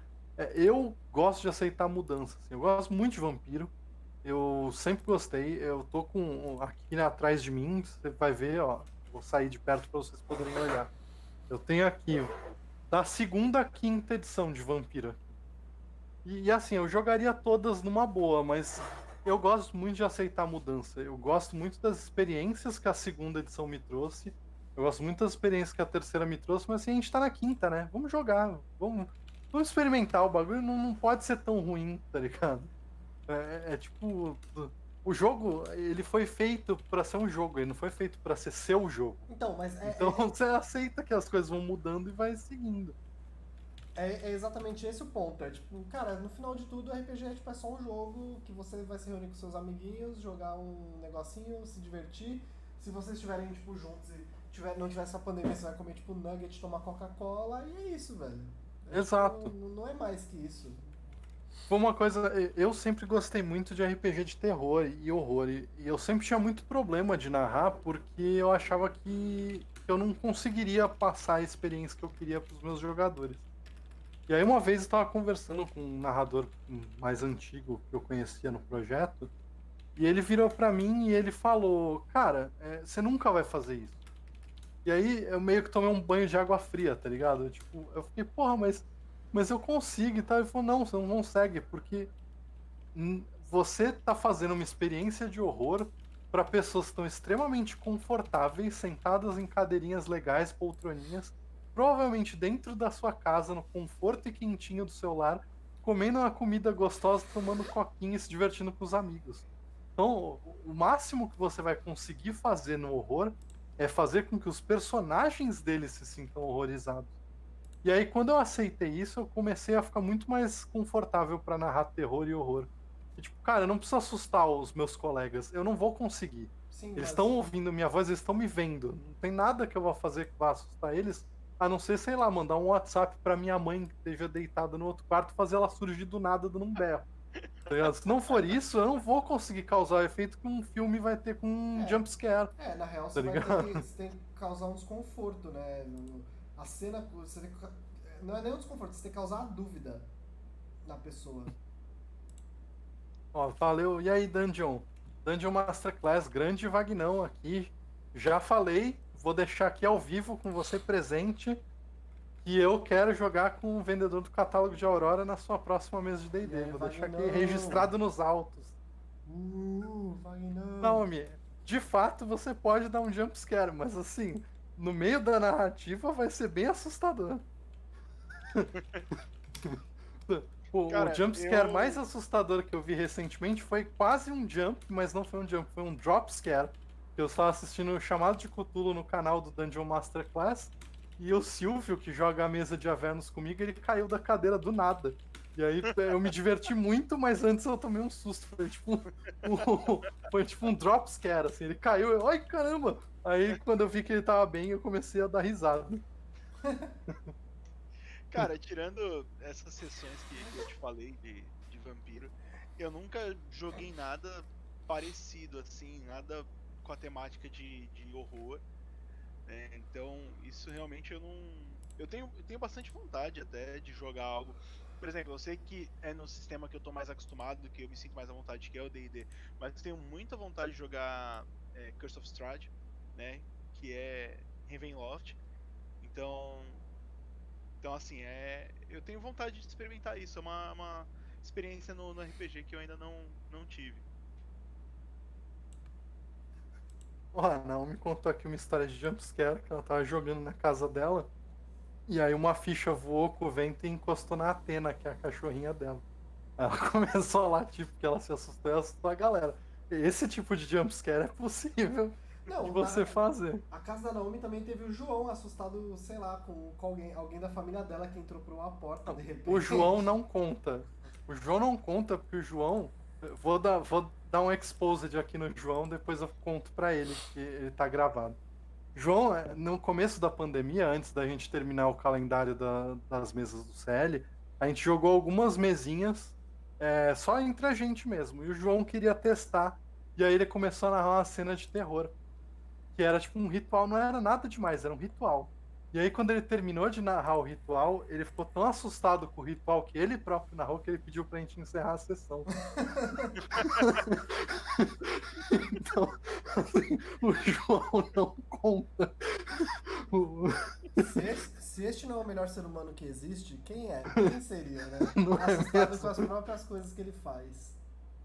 Ele se assustou com a tia da Naomi. Com a tia da O Naomi. João, ele se assusta. Isso é um fato da vida. Tal como nós respiramos, o João se assusta. Mas vou prometer, não vou prometer para agora, Brian, porque a minha escala está começando a ficar humanamente impossível de tanto RPG que eu tenho. A Naomi tá aqui no chat também, ela pode concordar, porque a escala dela tá tão quão ou pior do que a minha. A gente tá, tipo, a gente tá tendo que virar e falar, galera, a gente queria muito, mas não vai rolar RPG. Mas quando der uma acalmada, talvez quando uma das minhas mesas que eu narro terminar, eu pretendo começar alguma coisa nova, talvez um Weird Wars, alguma coisa relacionada a terror. E aí fica aqui estendido o meu convite para você jogar com a gente, ter uma experiência de terror. O Weird Wars é uma coisa que eu quero muito jogar, não sei se vocês conhecem, mas é uma coisa que eu falo bastante, porque ele é a temática da Segunda Guerra Estranha. Então ele é a Segunda Guerra com algumas coisas sobrenaturais. Tipo, existem lobisomens alemães, esses soldados nazistas magos, que eles usam magia de sangue para fazer os rituais. É bem legal. É bem assustador. Assim. Eu acho Nossa, bem cara, maneiro. agradeço pelo convite, tenho interesse, viu? Achei bem maneira a ideia. Não tinha ouvido falar. É muito legal. Foi trazido pela Retropunk, que é a minha editora favorita, então eu vou fazer o jabá deles de graça aqui. Só porque eu realmente gosto muito do trabalho dos caras, eles são muito bons. E tudo que eles trazem de Savage Worlds eu compro, que eu acho um sistema legal, e esse Weird Wars foi uma das coisas que eu mais gostei. A Naomi falou que ela tá com todos os dias pelos próximos 80 anos reservados pra RPG. Eu tô mais ou menos nessa pegada, assim. Eu tô que a galera vira e fala, puta, a gente podia fazer tal bagulho, né? E eu já tô pensando assim, será que eu consigo jogar 2 mesas ao mesmo tempo? Isso Cara, rolou já. é Rolou, difícil. por sorte, eu tinha uma mesa que era de texto e o Vini tava narrando também, foi no começo da pandemia. O Vini ia começar a narrar num dia e eu queria muito jogar. E aí, ao mesmo tempo, eu sabia que eu tinha uma mesa, só que a mesa era escrita. Então, o que eu fiz? Eu vim aqui, era só por áudio, a gente não precisava da câmera, eu desliguei a câmera, coloquei o fone e ia respondendo o Vini aqui e mandando as mensagens pro outro RPG aqui. Nesse É uma nível de experiência status que eu eu não consigo. eu acho que assim, talvez todo mundo devesse ter pelo menos uma primeira experiência com isso. Talvez. Eu recomendo? Não. Porque você fica completamente bugado. Isso que eu consegui não errar em nenhuma das 2 mesas. Eu não fiz coisa de paladino com lobisomem e nem coisa de lobisomem com paladino. Muito bom. Bom, show. Ah, não, me vai jogar RPG amanhã. Eu. Com as meninas do Caquitas Podcast, que são parceironas nossas, Eu, e o eu, Fred, que tá sempre por aqui também. eu sou a pessoa que eu tenho preferido só deixar as lives de RPG pra jogar e sei lá, eu tô. Porque eu canso muito rápido. Ao mesmo tempo que eu falo, meu Deus, eu quero jogar, eu canso muito rápido também. Então, Eu tô eu muito. pensava assim como você também. Aí eu tenho uma live de segunda, uma live de terça, 2 lives de quarta, uma live de quinta, 2 lives de sexta e 2 lives de domingo. Aí ficou fácil de jogar tudo. Então, assim, meio que todas são live. Aí eu tô tipo, né? Ainda Cara, que algumas são de 15 em 15 dias, dá pra dar uma balanceada, mas. Sim. mas essa questão do calendário também é um reflexo aí do momento que a gente tá, né? Da pandemia. Tipo, eu Sim. falo minha própria mesa que eu tô mestrando agora. É, que a gente tinha, quando tava presencialmente, era 1, 2 vezes por mês no máximo, sabe? E agora a gente teve semana aí que a gente jogou 3 semanas seguidas, quarta e domingo.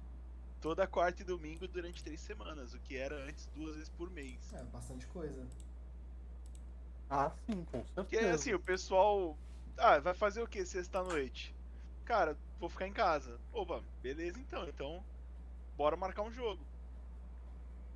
É, acabou que começou assim, a gente começou a fazer a parte online nessa, de tipo, pô, a gente podia fazer algo online, porque a gente meio que deu uma travada com o CL. O CL sempre foi de eventos presenciais, a partir do momento que teve a pandemia a gente parou tudo. E a gente ficou, pô, e agora? Não vai fazer nada? Não vai fazer nada? Aí a gente começou a jogar, eu já tava jogando uma mesa online no Dungeon Masterclass, a Naomi começou a dar a ideia da gente fazer algumas mesas na Twitch do CL, e aí foi virando e agora o negócio tá seguindo assim de vento em popa.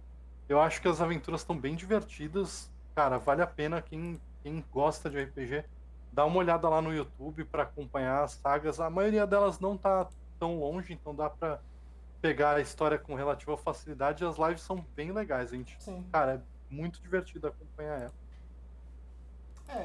Eu queria fazer algumas coisas que, cara, por enquanto, como tá todo mundo com muita mesa, é difícil, porque eu tenho aquela coisa que eu acho que as pessoas deveriam conhecer mais aventuras clássicas. E... Mas é uma coisa que demanda um tempo, porque não tem as oficiais online, né? Então é difícil você ter que preparar tudo. Mas eu acho que é uma Ah, coisa que sim. seria um projeto maneiro também, porque clássico é clássico, né? Cara, até trouxeram algumas pelo Tales from the Yawning Portal, né? Sim. A Cidadela Sem Sol, Foge da Fúria, elas estão lá. Mas não é toda a quest do Achar Dalon. Não é porque, na real, vocês precisariam de tipo, umas 15 aventuras lá pra fazer. Não, É, não, a Yawning Portal ela tenta ser uma referência para várias aventuras de várias edições, né? Sim. eles pegam, acho que são as 7, se não me engano, as aventuras mais icônicas, não necessariamente as melhores, mas são as aventuras mais conhecidas. Elas não são as e mais eles icônicas, juntaram. elas são tipo as mais mortais.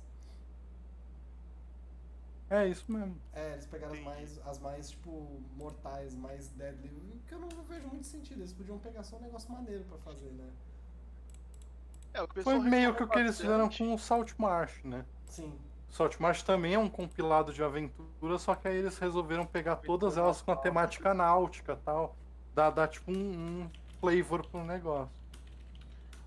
O que o pessoal reclamou muito do Yawning Portal é que, tipo, as aventuras são meio jogadas ali, né? Tipo, elas não têm conexão em si. A única conexão entre todas que eles apresentam é a taverna. A Forja da É, a Forja da Fúria e a Cidadela Sem Sol, elas têm ligação, as duas. Isso, tanto que a gente, Sim, nós na mesa jogamos. presencial no HP, é a que a gente joga, né? Sim, elas Quer tiveram. sim. dizer, já passamos por essas duas. Sim, elas têm a ligação porque você acha o lugar que leva a Forja na Cidadela. Mas as outras, de fato, elas não têm ligação nenhuma. Tem uma galera na internet, então, se eu não me engano, o nome do site é PowerScore, um negócio assim. É que ele meio que fez um compilado para fazer as coisas acontecerem da forma de uma aventura. Ele fez isso com a Tales, né? Ele pega até alguns elementos. Ele cria uma mini aventura pré a Cidadela Sem Sol, Uhum. aonde tipo as coisas começam a acontecer e aí você se protege no Yawning Portal e aí o dono do Yawning Portal começa a pedir coisas para vocês e vocês vão fazendo e aí ele conseguiu montar, estruturar uma campanha em cima disso. Mas o livro Tales of Yawning Portal ele não é uma proposta de campanha. Sim. Ele simplesmente tem lá 5 aventuras de nível 1 até o nível 20 para você escolher e narrar. Tanto que ele fala no livro que você pode usar dentro da sua campanha que você já tá jogando. Tipo, você quer enfiar lá um Dead in Tay no meio da sua campanha. Você pega só ela, usa e depois volta pra sua campanha. Sim. É, bem maneiro, né? A ideia. É que assim, eu achei legal, mas algumas eu acho bem difícil você introduzir. Aquela a Lost Tomb of Tamo. Cara, é um nome muito grande. Deixa eu procurar aí. Tamoachan. Tamoachan, né? Cara, é muito maneiro, só que como tu encaixa, sabe? Tipo. Sim, a dos itens mágicos também, eu acho muito maneira. É, o Que que eu a não Naomi lembro o falou nome aqui do. no chat, né? Essas aventuras, elas se encaixam muito bem em one shot. Tipo, ela Sim, mencionou one shot ali, realmente é isso. Tipo, como é que se encaixa? Ah, você tem um livro oficial, já com tudo balanceado pra quinta edição, faz um one shot dela. é, Da mas mesma é isso forma que mesmo. Sim. alguém quiser jogar Tumba dos Horrores. Você não vai querer criar um carinho muito grande pelo seu personagem que você sabe que ele vai morrer. Então já faz direto one shot, tudo no nível 14 e já era. É, teve muita gente que se frustrou e tem muita gente que xinga até hoje a Tumba dos Horrores por causa disso. Teve muito narrador. Quando saiu a primeira Gen Con que o Gygax lançou a aventura, ela saiu como um módulo para jogadores de nível 11 e mais. Teve muito narrador na época que pegou e comprou para continuar a campanha com a molecadinha. E aí meteu uma tumba onde o cara entrou, deu 5 minutos, o cara perdeu. Porque o primeiro momento da tumba são 3 portas. Tem uma porta que você entra é TPK. Não tem conversa. Entrou, morreu, acabou. E você tem que pensar que era uma galera que jogava de módulo. Então, provavelmente o cara tava há alguns anos jogando com aquele personagem desde o nível 1. E aí o personagem chegou no nível 11 e o cara todo empolgado pra entrar na sala e o narrador fala, então, você morreu. Então, assim, nos Estados Unidos tem uma comunidade que odeia a Tomb e que realmente fala contra e vai contra as pessoas jogarem a Tomb. Eu acho que é o tipo de aventura que hoje em dia ela é possível, você já entra nela com esse pensamento de tipo, cara, ela é um moedor de carne e as minhas chances Sim. de sair daqui são nulas. Ah, cara, mas sei lá, eu acho bem divertido, pra ser sincero. Eu acho que. Sei lá. É, eu acho muito divertido você pegar, se preparar pra ela, fazer um one shot e ver quanto tempo você sobrevive, porque eu fico imaginando assim, o personagem que a gente tem desenvolvido, que nem a nossa mesa do HP presencial, ela fez um ano agora 24 de junho. Fez um ano que a gente começou a jogar. A gente tá agora no nível 7, tava se encontrando cada 15 dias de segunda. Eu fico imaginando se a gente chega no nível 11, daqui vai mais um ano. E aí, tipo, o Vini chega aqui, ó, Tumba dos Horrores pra você. Eu confesso que ia ficar bem chateado, mas assim, se pegar e falar, olha, vamos fazer um one shot, 2 semaninhas pra montar a ficha, pode combar à vontade, vamos ver quanto tempo vocês duram. Pô, cara, eu ia jogar feliz, porque assim, eu saberia que depois eu não ia usar esse personagem pra nada. Ele foi criado com objetivo. Tentar sobreviver um pouquinho. É que no caso da tumba da quinta edição, que inclusive é a última aventura do Tails, se ele for seguir o Tails. Então Sim. já tô avisando pra você não ficar chateado se Não daqui a jogue mais um Tails. ano você encontrar aí a tumba dos horrores. Mas a real é que a tumba dos horrores da quinta edição, ela foi feita para ter possibilidade. Ela foi feita para os jogadores conseguirem completar ela.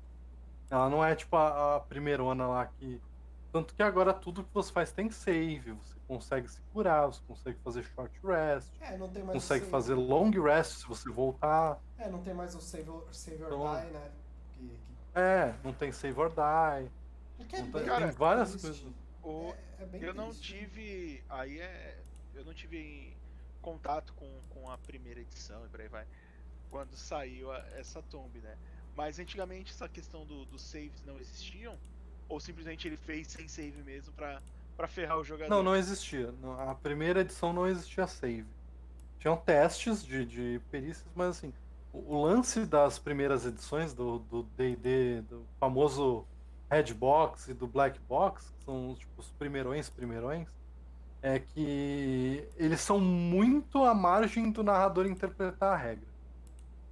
É muita coisa na mão do narrador. Eles não davam muita regra, eles davam a básica de mecânica de combate e o resto o narrador decidia se sim ou se não. É simples assim. Então, que é o que a galera do movimento ASR, né, o movimento Old School Revival, Old School Renaissance, é o que a galera preza. Tipo, poucas regras e muita decisão do narrador. Eu acho legal? Eu acho legal. Não com todo narrador, porque isso pode cair para um campo de arbitrariedade bem grande. Então, nesse ponto, eu jogo qualquer tipo de jogo, mas assim, eu às vezes me pergunto se isso realmente é a melhor opção, ao contrário de um jogo mais moderno, como os jogos Powered by Apocalypse, que eles colocam o narrador com uma posição de jogador. Os jogos Powered by Apocalypse, o Apocalypse World, Dungeon World e tal, o narrador, os jogadores têm movimentos que eles podem fazer, que seriam ações, e o narrador também tem os movimentos dele. Então isso dá uma limitada no narrador na questão de regra, no ponto de que ele não é mais poderoso do que os jogadores. Isso eu acho legal também. Isso é bem maneiro. Galera, que na real são 10 e 25. 10h25. Pode terminar de falar. Não, então. Aí a gente vai. Porque assim, essa coisa do narrador ele ser mais poderoso que o jogador, ele é tipo um conceito bem tipo né? Assim, ele não é uma grande real porque o narrador ele é um árbitro de regra e um contador de história e ponto. E é que às vezes a gente tem essa visão. Acho que muita gente tem essa visão esquisita assim do D&D que não é muito legal, mas faz parte também, né? As pessoas às vezes vêm, leem e elas não conseguem interpretar de uma forma saudável. Elas se pegam nessa nesga de poder, assim, que nem é uma coisa real.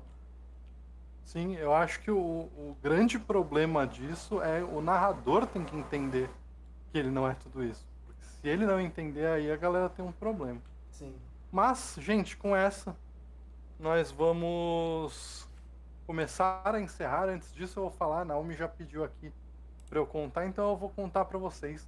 A gente tá com uma plaquinha especial de RPG da Representarte que a gente vai sortear. A gente vai abrir a inscrição pro pessoal que está aqui acompanhando a gente nas nossas lives. Então toda live do CL a gente vai mandar o link para a galera poder se inscrever. Vai ser do dia 10 ao dia 20. E aí no dia 20 as inscrições se encerram. No dia 22, na quarta-feira, a gente vai anunciar quem vai ganhar a plaquinha. É uma plaquinha linda, que é para qualquer RPGista ficar maluco. Então eu vou colocar aqui no chat o link do formulário. Quem quiser já pode se inscrever, a gente vai fazendo os encerramentos e depois a gente vai mandar uma raid pro 2Fs que esteve aqui com a gente participando e tal, a gente vai dar uma força para eles. Então, se vocês quiserem começar, Brian quiser se despedir, falar como que o pessoal pode te encontrar aí nas redes, quiser dar um recadinho, pode ficar à vontade. Bom, gente, obrigado aí por terem assistido a gente nesse nosso bate-papo de hoje. Quem quiser segue lá no Instagram, é Brian Pires 3. É o mesmo nome daqui da Twitch. Vou até mandar um olá aqui pra ficar registrado. Mas é isso, obrigadão pra vocês e até a próxima. Vini? Gente, é isso aí. Assistam nossas lives. Domingo temos o Call of Cthulhu, né? Máscaras de Nyarlathotep com o Wagner no Dungeon Masterclass. Eu e o Álvaro estaremos lá. Semana que vem acho que eu não tenho nenhuma mesa. E é isso aí. Bom, galera, semana que vem eu tenho o calendário cheio. Segunda-feira vai ter a mesa de Changeling com a Naomi e o Bernarenko. Na quarta-feira eu vou estar jogando Vampiro a Máscara, quinta edição, no canal Dungeon Masterclass. E na sexta-feira nós voltamos com a nossa famigerada mesa de Deadlands, onde nós vemos nossos cowboys enfrentando uma série de desafios. As coisas estão ficando cada vez mais sinistras nesse oeste estranho. Lembrando que em cada uma dessas lives vai ter o link do formulário para a galera se inscrever e participar desse sorteio com a Representarte. E não se esqueçam que aqui embaixo tem o nosso nosso código de cupom. Então vocês podem ver lá as artes lindas que eles têm várias plaquinhas, vários bordados com temas de representatividade, de diversidade e de RPG, card games e videogames. Então dá uma conferida lá, tá bem legal, e vocês podem usar o código Contos Lúdicos e ganhar um descontinho aí que é sempre bem-vindo. Ó, a Naomi acabou de falar, terça-feira vai ter Mass Effect aqui no Contos Lúdicos, a mesa narrada por Tef, da Ordem do Dado. Uma mais do que especial aí, uma mesa incrível só com gente maravilhosa. Mass Effect é bem maneiro, né? Sim, muito. Muito legal. Então é isso aí, galera. Vini, tu consegue mandar a raid pro 2Fs? Sim, Sabe consigo. fazer o comando? Sim, no chat, é só ir no chat. Calma aí. Ó, mais um aviso aqui, eu falei que o CL tá cheio. Quarta-feira vai ter um Papos Lúdicos especial sobre live streams e a experiência do pessoal com esse novo molde de streamar, que vai ser com a Naomi, a Sara, que tá fazendo os streams de Life is Strange aqui no canal, e o Facas, que tá criando o Ludo System. Então compareçam, venham, assistam, vai ser só coisa legal essa semana inteira. E um monte de oportunidade para você se inscrever e ganhar o nosso sorteio. Exatamente. E é isso aí, gente. Mais alguma coisa? É só isso? Só isso. Valeu por terem ficado aqui com a gente e até a próxima. Fiquem em casa. Fiquem em casa, se protejam.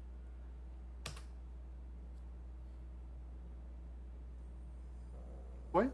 Não, tá indo, vamos lá, 6 segundos, 5. Ficou aquele momento constrangedor onde nós damos tchau e a gente continua 3, aqui. 2, 1. Ei. Calma aí, agora não sei se foi. Foi. Já saímos do ouvido. Beleza. Galerinha, eu até ia falar, tipo, agora no final, mas aí começou a contagem regressiva, eu falei, deixa. Mas serve pra vocês esse aviso também. Eu tô aceitando o convite pra one shot, tá? Porque na minha atual situação eu não posso aceitar mais nenhuma campanha. Né? Eu até ia falar isso com o Vini também, que a gente tá em algumas mesas, né? Sim. Já comentei com vocês. A minha namorada, ela tá grávida. Então, tipo, a bebê tá pra vir agora em agosto, tá ligado?